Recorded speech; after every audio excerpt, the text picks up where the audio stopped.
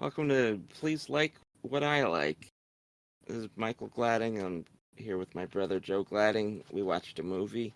We hope you watched the movie because we're going to talk about it. This week the movie was Joe's choice, and it was Almodovar's Women on the Verge of a Nervous Breakdown from 1988.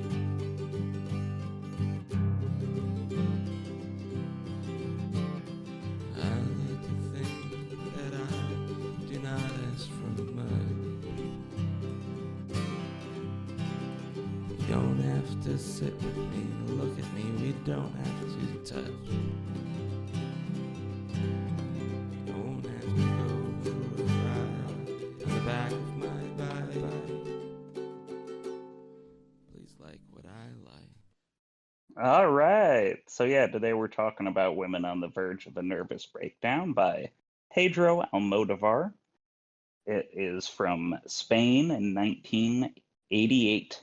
It is the highest grossing Spanish film of all time in Spain. It was nominated for the Academy Award for the Best Foreign Film, which it lost to Pele the Conqueror, a film from Denmark I've never seen. Have you ever seen it? Nope, never heard of it. Yeah, never even heard of it. Anyway, Almodovar was part of a art movement in Spain called La Movida Madrileña, which is the Madrileñan scene, is what it was called. It was a countercultural movement that mainly took place in Madrid during the Spanish transition to democracy following the death of Franco.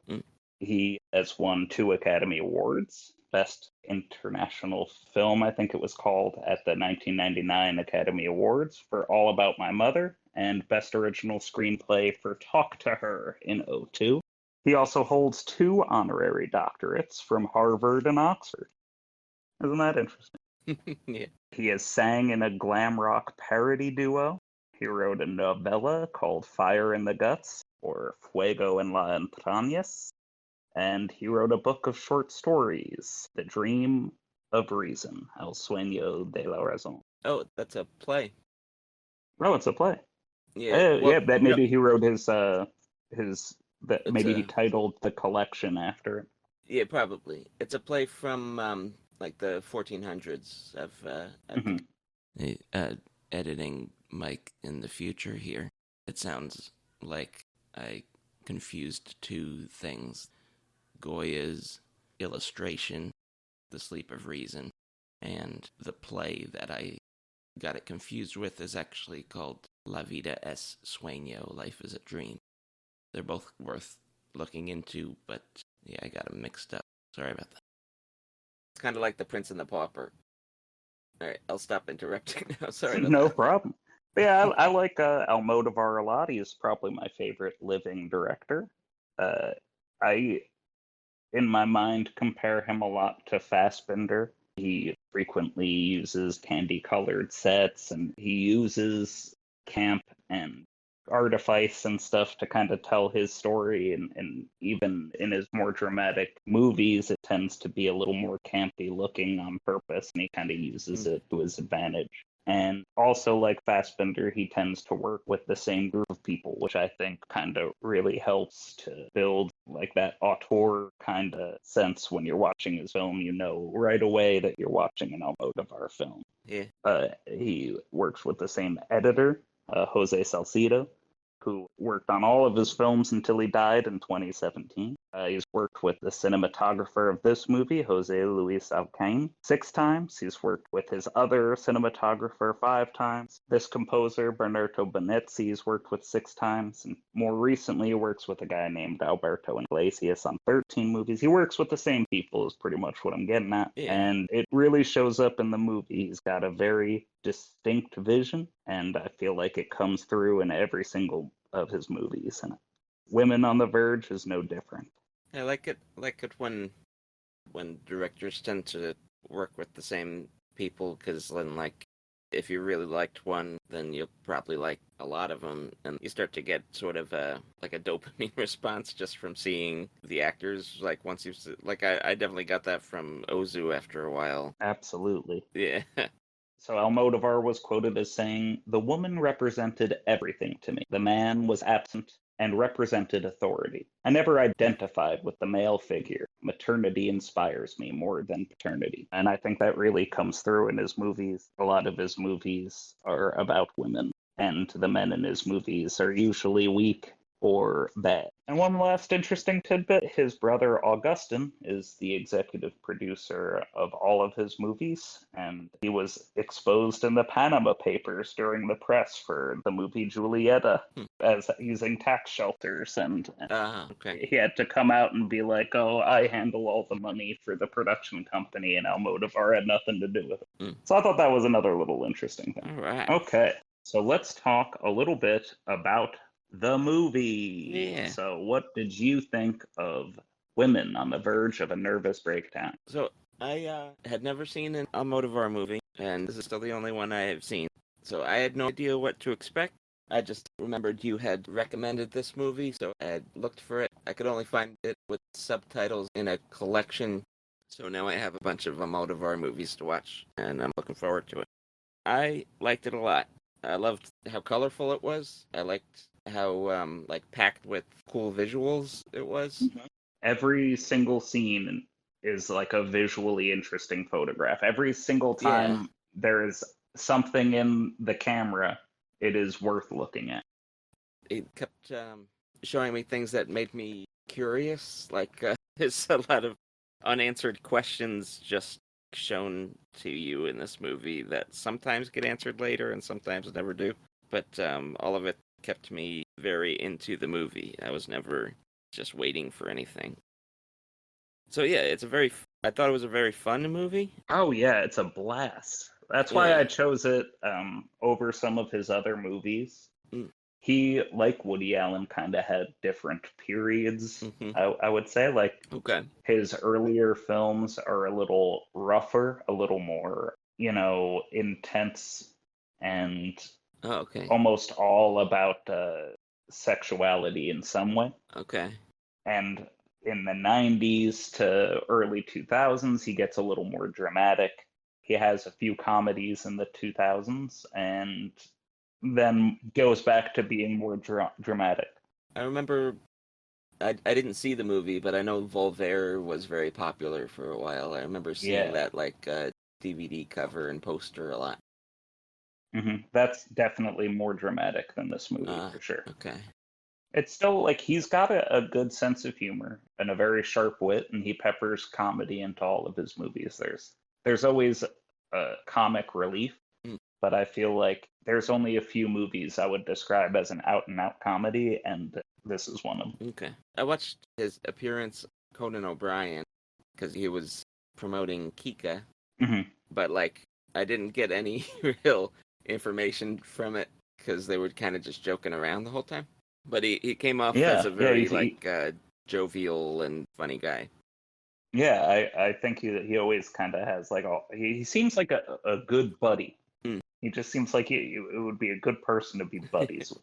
I really liked the opening where the Spanish dub of Nicholas Ray's Johnny Guitar. I like how that kind of was used to set up Peppa and Ivan's kind of. Is that the movie they're dubbing? Yeah, Johnny Guitar.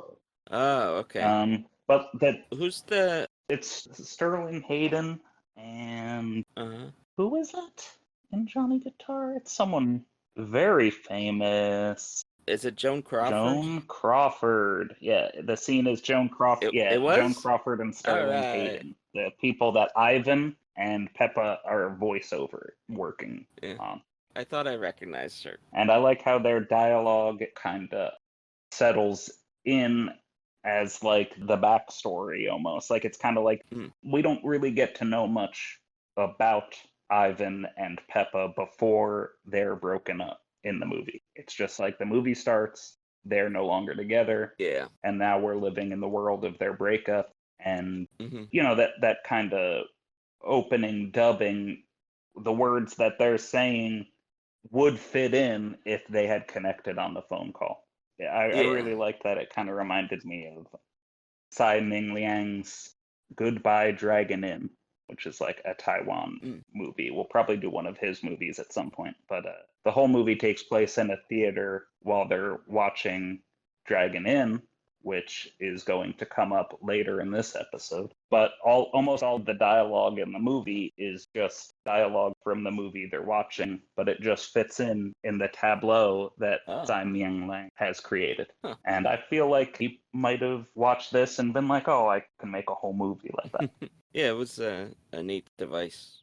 It took me a while to understand that Peppa and Ivan are actors. Mm-hmm. I thought they were just like working for a dubbing company at first until like the Mambo Cab guy recognizes her. And then there's the soap I like commercial the idea too. of a laundry commercial where the selling point is that it can get out a murderer's blood and guts Yeah. when a mother does the laundry. I like that. Yeah. I think the cops that are in that commercial, they're not the same actors, right? It's the end, but like they kind of They have a similar exactly. They're dynamic dressed as like the two cops at like the end. they're dressed in not the same way, but how you could imagine those cops wearing the outfits of the cops that showed up. Like that's kind of their way. And like one of them's like a gruff, swarthy cop, and the other one is like a clean-shaven, smooth cop. You know, so like I had to like go back and forth to double check if they were the same guys or not, because that would have been a weird coincidence. What's up with in between when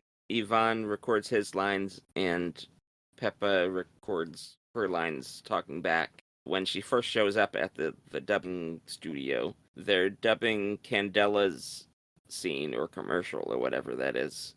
But like, why is Peppa dubbing her friend Candela when they like? Why wouldn't Candela just do her own lines? She's a model. She's a model? She says later in the movie that she's a model. She's not an actress, so she probably. Oh. I don't know if this is the case, but a lot of times in certain things they'll record sound separately anyway, so they just probably assume to have somebody else do her voice. Okay. That's my guess. It's Sorry, not said in the movie, but I'm just guessing it's because she's a model. Maybe her delivery was wrong for what they wanted or something. And like Pepper doesn't say anything about recognizing her friend on there, so like I only caught that on my rewatch that's Candela. Yeah, because Candela you don't get introduced to her until after. Yeah. By the way, her blender earrings were super distracting. Those are Italian espresso machines that look exactly machines. like the mocha pot I'm staring at right now. I own something that looks exactly like that. I'm going to take a picture of it and send it to you after we're done. You know, it can I was the little picture for this episode. But yeah, I could not stop staring at them when they like shook around when she talked and couldn't pay attention to what she was saying. Okay. But I also found the original title of the movie is Mujeres al borde de un ataque de nervios. Yeah, which is actually closer to a fit of hysteria than a nervous breakdown. It's like that's what that means in Spanish. Okay. Like attack of the nerves is closer to a fit of hysteria, so it's more gendered, I guess, because hysteria is. But like I think that's pointed. It's supposed to be like women often get the blame for the way that relationships shake out, even though Ivan is the bad one in the relationship. Yeah, I think there's definitely a statement being made on the different expectations for different genders in this movie. Like we don't really get a male viewpoint, but we see the difference in the way Ivan is like held not held accountable, but like nobody seems to care what he does, but everybody's got a problem with how Peppa is handling it. Yeah. And of course, you've got Ivan's wife, who is insane and is obsessed with appearing younger, possibly because her husband keeps leaving her for younger women. Yeah, and then you've got the opening graphics all look like they came from women's magazines and advertising for women's products and stuff like that. I could be wrong, but I think that Almodovar actually came from fashion photography. Okay. Like that was what he did prior. That makes sense. Maybe not prior to, but maybe like before he made money directing movies, he directed art film, like little independent films, and did fashion photography. So a lot of his movies kind of do feature some sort of photography in it. Like, it's always there. I'm sorry, fashion photography in general. Yeah. But yeah, I found out that the movie was based on Jean Cocteau's short play The Human Voice, Oh, which is about a phone call between two people. And I think it's ironic that he adapts it to a movie in which the two people never successfully talk over the phone. yeah, that's a neat twist. Yeah, I thought that was pretty interesting. When I hear John Cocteau, all I think about is that black and white Beauty and the Beast thing that he made. Oh, that's one of my favorites. I love that movie. Yeah, That movie is movie that's magic. good. Yeah. It's good. I liked the cab driver a lot. He was one of my favorite characters. Oh yeah, was it Mambo Cab? Yeah, Mambo Cab. Yeah. There was like a sign that said "Gracias por fumar." Yeah, yeah, and I'm like, God, Thank you this for is years before the movie "Thank You for Smoking" came out, so they beat Yeah, that to the punch. Yeah, his cab was really fun and cool. His haircut, hmm and yeah, he definitely brightens up the screen every time he shows up. And like For sure. Peppa she seems kind of taken aback the first time, but like by the third time she gets in his cab, she's happy to see him. Yeah, they're friends by the end, for that's sure. good. Yeah, I was surprised to hear cumbia brought up, the Chilean psychedelic rock. Have you ever listened to cumbia? I had not. No, Yeah. I'd never heard of him. I recommend it. It's fun. Like I don't listen to it super often, but once in a while it's fun. Cumbia. It sounds up my alley. I'll have to look it up. I really dig this movie's script. I think it's like a perfect script, like the interconnectedness of everybody's lives. Yeah, it kind of Like everybody is so connected. It's like Ivan is leaving Peppa, so she wants to move, and his son is buying the apartment, and Candela had an affair with a Shiite terrorist, so they seek the help of Paulina, the feminist lawyer, who's going to go away with Ivan on the flight. Yeah. The Shiite terrorists are looking to hijack. It's like a season of Arrested Development in one movie. Yeah, it's like so crazy. And then like Lucia kidnaps Anna's boyfriend, who are like not even characters in the beginning of the movie, and then they get kind of roped in on this trip to the airport. Oh, I liked when Lucia stole the guns from the two police officers. Mm-hmm. Peppa's question was, "You collect guns?" Like, yeah. Yeah. Peppa was really likable, and like how she puts everything. It's very, very witty. A lot of weird coincidences, but that makes it fun. Yeah, it's just so fun. Yeah. Oh, when you brought up, you were just mentioning how the characters were interconnected, but like Antonio Banderas in this movie looks like he's trying to do a Morrissey impression. Doesn't he look like he's trying to look like I got Morrissey? that for sure. Yeah. Oh, absolutely. Definitely. And like Morrissey is actually really popular in Spanish-speaking countries. Did you know that?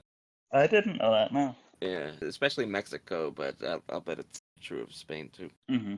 At the whole ongoing thing with the sleeping pills, right? Yeah.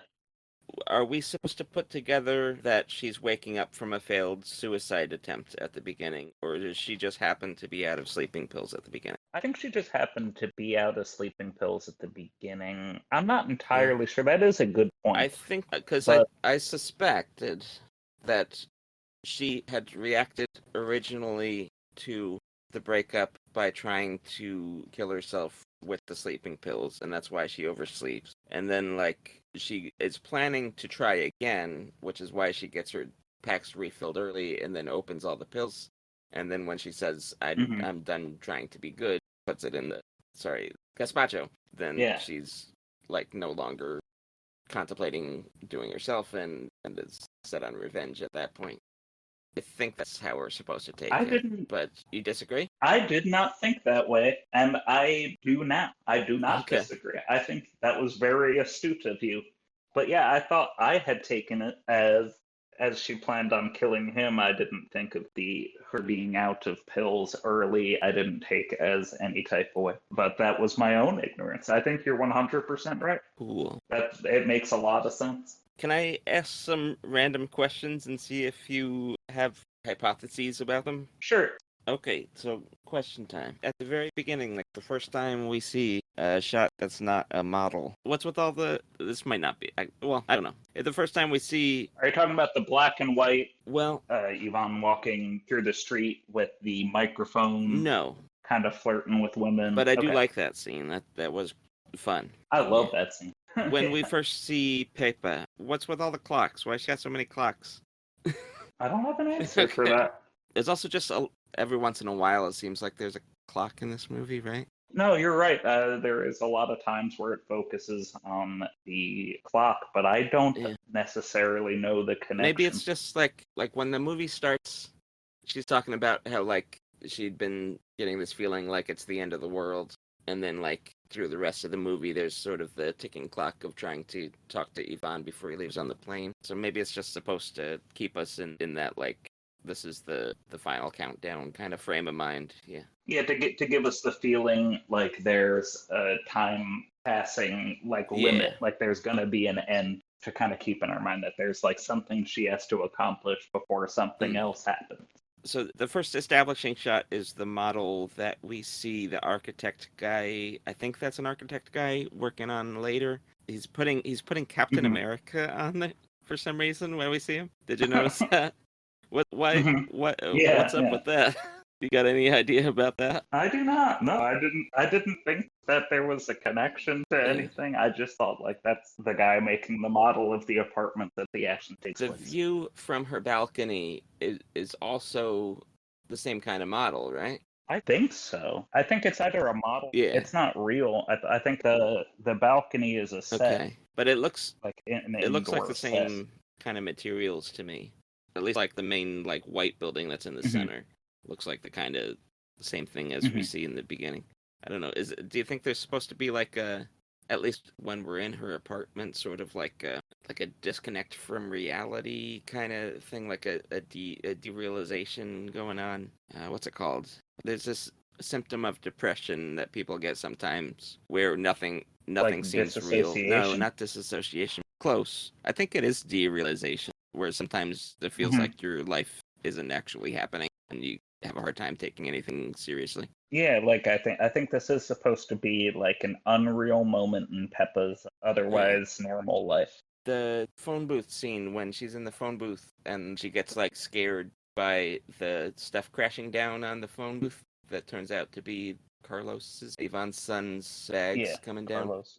It's too much of a stretch to guess if that's a Bird's reference, right?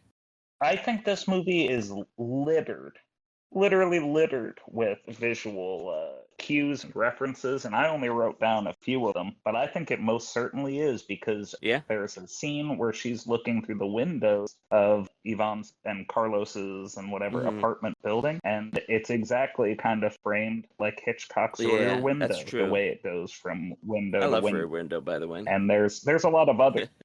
Ah. That's the only Hitchcock one I wrote down, but there's a lot of visual Oh, speaking references of in the that movie. scene, are they trying to imply that the girl dancing in her underwear is like the girlfriend or wife of the crying man on the balcony, and that's why he's crying, or are those unconnected?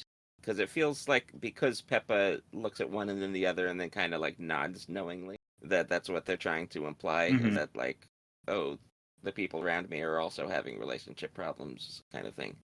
Or are we just supposed to be like, there's all sorts of weird stuff going on, there's emotional things happening? Or are we supposed to invent a narrative? I think it's open to interpretation. I didn't necessarily think that the woman dancing and the men crying were Connected? related. I think it was just connected via the ups and downs of Yeah. life. And the, what's that effect called? The Where you see one shot and then. Juxtaposition, No, it's got a name. Kuleshov, the Kuleshov effect. the Kuleshov effect. Yeah. Hmm. What's the other references you wrote down? When she's waiting for the phone call, she's pacing with the phone in view, and it was very, it like kind of echoed the bitter tears of Petra von Kant by Fassbinder. Mm. And I thought overall, yeah, like the movie's connection to the phone kind of evoked the end of that movie to me. And there's the scene where Lucia is riding on the motorcycle, and it looks kind of like the Wicked Witch kind of floating through. Like it's very like Wizard of Mm. Ozzy, kind of like Yeah. the Yeah. way she's And how floating she's on like, by. her back is so straight is kind of like the same way the Wicked Witch does it, right? Yeah, yeah. Yeah. And I thought there was also some John Waters kind of with Yeah. that the 1950s crazy woman And also like was very John Waters to the way me. she dresses kind of Hmm. feels almost divine. Yeah, and I feel like John Waters and Almodovar both are high camp kind of like Mm. they work in that field. So it could be more like they're both kind of in the same style, but I thought it could also have just been a direct visual reference to a John Waters style. Yeah, it could be either. But I do want to take a moment to say that I made gazpacho. Mm. It was my third time making it today. How'd it come out? I make gazpacho way chunkier than she does. I make it, Uh, it's like a thick, I don't know how she gets it so thin. It's like almost, hers is like a tomato you can't juice. sip it. I do, but it is a little thicker. Do you use a blender? Yeah. What I do, here, I'll give you my gazpacho recipe. Okay. So you cut the cucumber Uh-huh. without the seeds. You kind of cut the middle off. I use two cucumbers. Okay. You remove the skin from the tomatoes, boil it, then blanch it in cold water, and then you peel the skin off, and then, cut it and put it in a blender Oh. with the onions, peppers, jalapenos, cilantro, celery. I put that all in a blender chopped up, and then I put it all in a bowl because it takes for me, I usually get like 2 or 3 blender batches out of my ingredients, and then I have to put them all in a bowl with tomato juice, and I use an immersion blender to blend it all together. And then you kind of season it to taste with lemon juice, lime juice, salt, black pepper, all that stuff, Tabasco. But I think she must also do seedless tomatoes, like remove the seeds from the tomato flesh in order to get it that thin. I don't know how one gets it that thin. How do you get it that thin, I ask you? Do they even breed seedless tomatoes? Because I work in produce I don't right think now. so. I don't offer it. No, I just mean she cuts the seeds out. But I feel Oh, like that okay. would also get rid of a lot of the juices of a tomato. It's hard Yeah. to separate those seeds from that whatever they live in. Flesh. That flesh, that thinner flesh, which I feel I don't know. I don't know how they make it so thin. I like the way I make it, and I'm not looking to make it thinner. I think I make a very tasty gazpacho. But I was just saying, like, mine don't look like that. What do I need? What do you recommend that I add in for prescription drugs? What because she uses like what's it called, barbiturates? What would you recommend? You can't go wrong with mushrooms. Oh, okay. I think it would make a nice psychedelic batch. Yeah. I wish I had tried gazpacho while I could still handle tomato juice. But my stomach can't do it. I have gotten super into tomatoes the past couple of years. Yeah.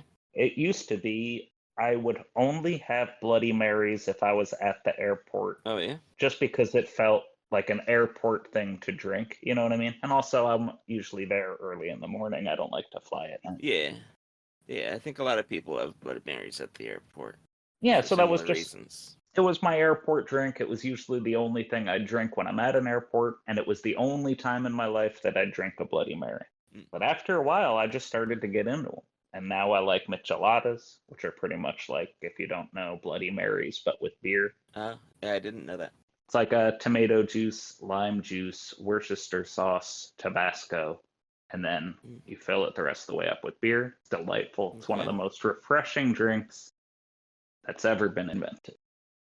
You ever heard the coffee song? It's like a song that like crooners used to sing, like Sinatra and such. I've probably heard it, but I'm not recognizing it by name. Oh. Well, You want to sing a couple bars for us today? Well, just because he keeps saying tomato juice, and there's a part in it where he's like, "You'll see no tomato juice. You'll see no potato juice. Because the planters down in San Jose say no, no, no. You can't get cherry cola because they've got to fill their quota." Sorry, Yes, I can keep going. I do think I have heard that song, but I'm very happy that you sang it. That was awesome. Yeah, it's been stuck in my head since you said to me. Yeah, I used to never like the idea of tomato juice, and I hit 30 something, and now a lot of what I consume has tomato juice in it, and I don't know when that happened to me. I think it's because like we're brought up thinking tomato is food. So you don't drink it, and if you drink food, it's like vomiting. You know what I mean? Yeah. So it's kind of like you gotta sort of teach your brain to be okay with drinking things that it's used to eating, because it's all just tasting something on the way down anyway. Yeah, and so Now, gazpacho is one of my favorite things. I've made it Hmm. 3 times this year. I'll probably make it a bunch more times this summer. It's like one of the best lunches you can have on a 90-something degree day. Mm. It's really refreshing. Anyway, that was a good little gazpacho detour. Carlos's what's his fiance's name? Do you remember? Marisa. Marisa. The fact that he so quickly goes from being serious enough about Marisa to like move out against his mother's wishes and stuff to making out forcefully with Candelas while his fiance is in the other room. Is it supposed to be like a like father like son joke, or is the Absolutely. Yep. idea? Oh, okay. The alternative explanation was like his relationship with Marisa was just to illustrate that he doesn't get along with his mom, so he's like trying to find any way he can to distance himself from her, and he's not actually in love with her. So then when he meets Candela, it's like he's actually falling for somebody, Hmm. which would explain why Marissa is a virgin still, and Yeah. B, not worried that much when she wakes up and he's into Candela now. Well, asleep with Candela because Yeah. they never are awake again at the same Oh, time. true. Yeah. I suppose it could be both. Yeah, it could be both. I don't think that he was in love with Marisa, Yeah. but I also think that is also part of the like father, like son-ness of it. Mm. Okay. I think he thinks of women as things, Yeah. which I think is pretty consistent with the men in Almodovar movies. He definitely does seem to cast them as villains or villain-like. What in that scene where Ivan is in black and white walking down the street? Is that a street or is that like the studio that he's walking down in I black and don't white? think it matters. Yeah. Yeah. I think it's like kind of out of the reality of the True. movie, which is why it's black and It's white. like it's not actually happening. It's like an extrapolation of the wider patterns of his behavior. But like, Yeah. what was I saying? I don't know. I think it's neat that the scene before that we see his autograph to Peppa or whatever you'd call it, the photograph of them together that says, but like it's Yeah. the same thing that he says as one of the things he says to the random ladies on the street. It's like te deseo, te amo, te something like that. Like I need you, I desire you, I Mhm. love you. I think that part could be a dream of Peppa's while she's passed Could out. be. Does that track? Hmm. And like the things that he's saying are things that she's heard him say either as an actor, as a voiceover guy, Yeah. or That would to explain the her mic and to also the get. way it kind of blends in with the next scene of him actually recording his lines. Yeah, I think Mhm. you've got the right idea. I think all three things are correct. But speaking of Carlos and Marisa, before Antonio Banderas and Rosie De Palma Hmm. are two of his most frequent actor and actress Ah, collaborators. Antonio Banderas was in 8 of his movies, okay. and Rosie De Palma was in 7 of his movies. Penelope Cruz is also in a lot of his movies, but they didn't start working together Oh, until the okay. 90s. Yeah, in that late night scene that I saw where he was advertising Kika, the clip they showed from Kika had both of them in it, Antonio Banderas and the girl who plays Marisa. Mhm. At least I'm pretty sure that. She's terrific. She's in a lot of his movies, and like every time she pops up in a movie, Em and I always elbow each other and point at her like we're friends with her. That's our girl. But she pops up in a lot of Oh Spanish yeah. language films, and she's a great actress. She's really terrific. Yeah. Like when you see her on screen, you know Oh it's yeah. her. She's got a very Yeah, that's distinct true. look, and she's still acting now. She was in Parallel Mothers, Oh, I believe. She had like a bit part in it. That was Almodovar's most recent full-length movie, which was terrific. I'll recommend a few of his movies later, but he's still cranking out movies that I want to see, and they're still fantastic, and she's still in them. anything else about this one though?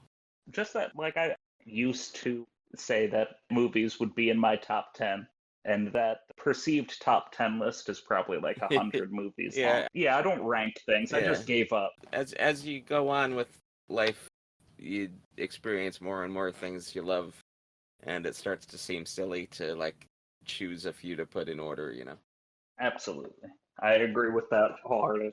But if there's a movie that someone's asking me to recommend, this is one of the ones that's most often out of my Okay. mouth. I think it's the easiest movie to recommend. You can do it with anybody. I think almost anybody would like Mm. this movie. There's comedy, thrills, action, a complicated but easy to follow story. Hmm. It's intertextual, it's meta with its references. Visually interesting. A beautiful piece of art, yeah, and it's just so good. I don't know if it's his best movie. I like some of his other movies just as much as this. However, I think that this is like my go-to recommendation. I think anybody who watches it could fall in love with it. I had intended to write a bunch of stuff about this movie while I was Yeah. watching it. I wanted to, write about their visual references and keep track of things like that. This was my second time watching it since I've purchased it. But I just got caught up in Yeah. rewatching it. I got so caught up in the movie that I didn't write anything Yeah. down. It just swept me right away, right away. And I love it. It just takes you and it really brings you on a journey. It doesn't lose you for a single second. I love this movie. I'm glad you recommended it. I had a big smile on my face watching it the first time, and I enjoyed it just as much the second time. There was a lot of fun stuff to catch that you can't understand the first time because, like, things are sort of revealed later in the movie. So your second time watching it, you sort of catch things that you had no way of knowing about the first time.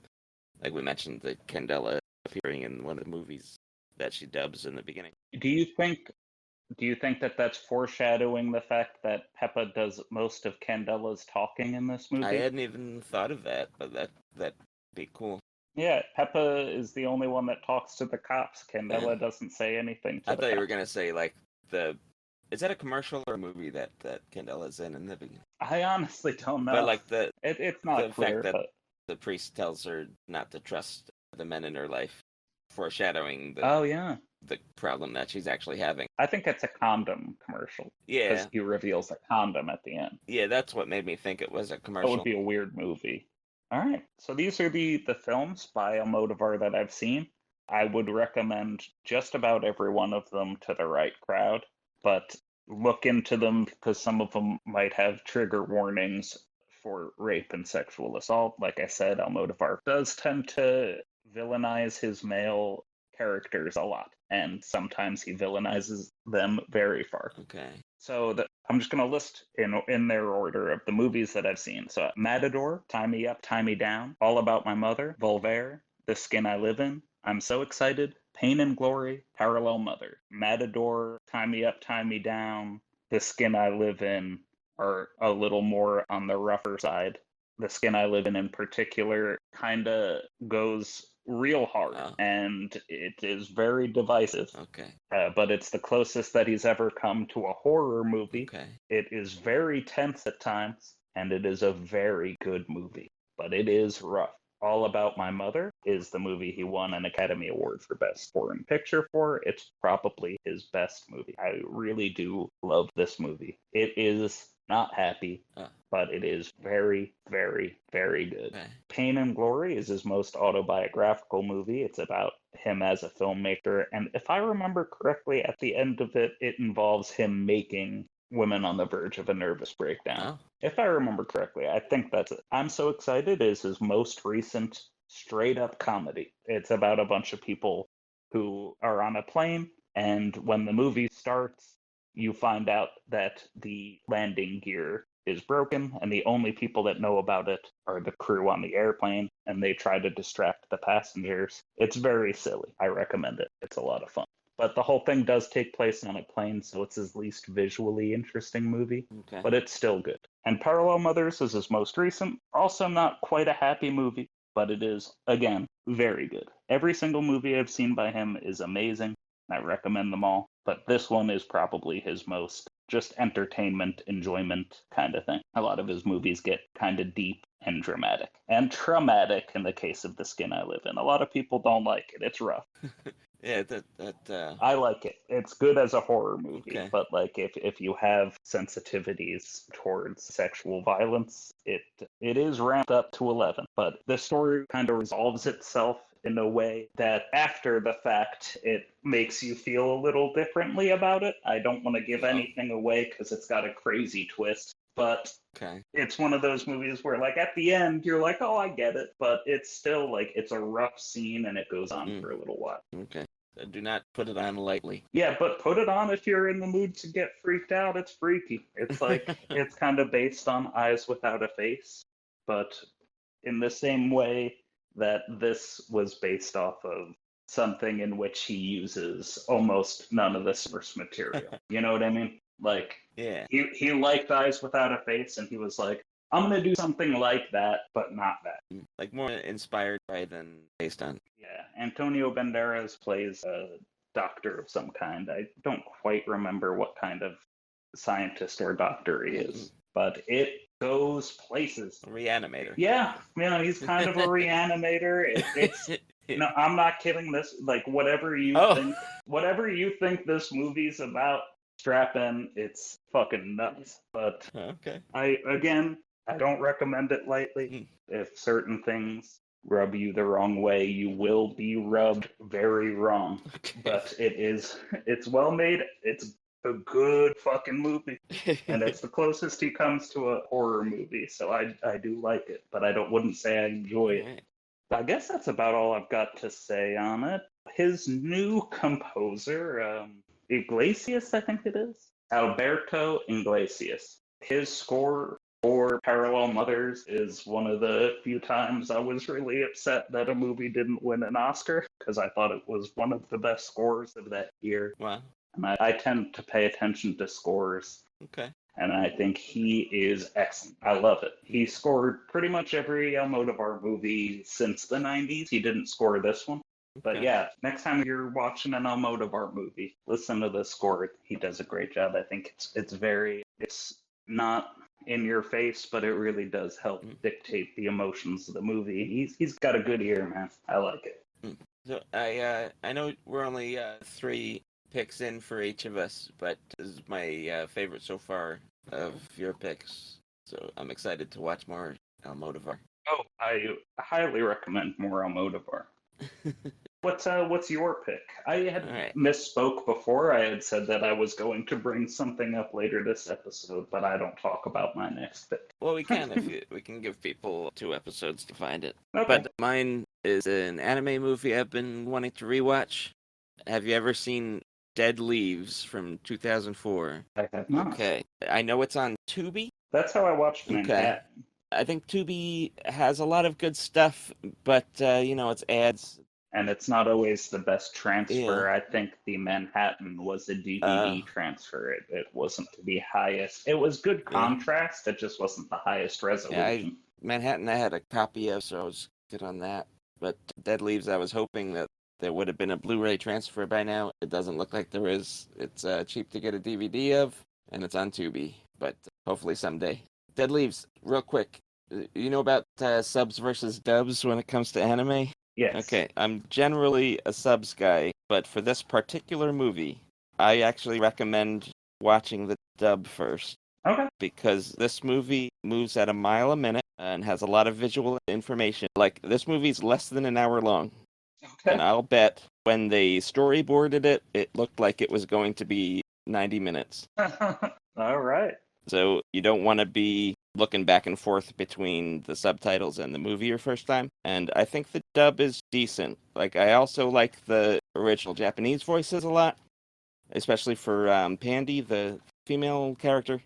Mm-hmm. But the dub's decent, and it'll free you up to watch the visuals, which is the main selling point here. Mm-hmm. Now, for people who are fans of anime, it's directed by Imaishi, who would be a later, well, not later compared to this movie, but later in the terms of the studio, a member of Gainax, which is one of my favorite studios of all time. And he's associated with the visual look of Fooly Cooly and Gurren Lagann. So if you liked how those looked, you'll probably like how Dead Leaves looked.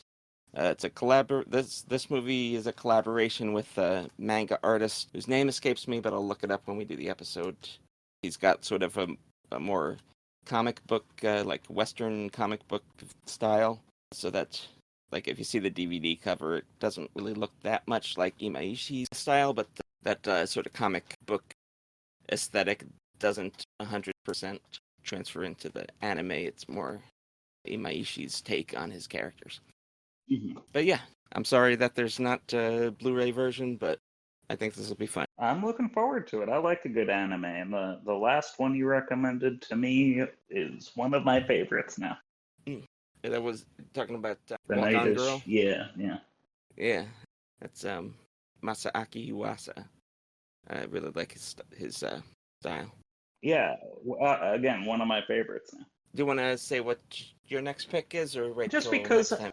just because I brought it up in the episode, I've been oscillating back and forth between kind of more artsy fartsy movies, or at least movies in the art film canon and genre films. And this time I'm going for King Fu's 1967 epic Dragon Inn. Oh, okay. I wanted to do a wuxia movie, and I think of King Fu to wuxia as one would think of Sergio Leone to spaghetti western. Oh, okay. Like, he might not have invented the genre, but he did it in a way that most people would then kind of crib, and also he kind of did it with a level of artistry that I feel like the studios who wanted to pump out the work didn't necessarily try to emulate. He was kind of like an auteur for wuxia films. So I am looking forward to watching it again, and I hope you enjoy it.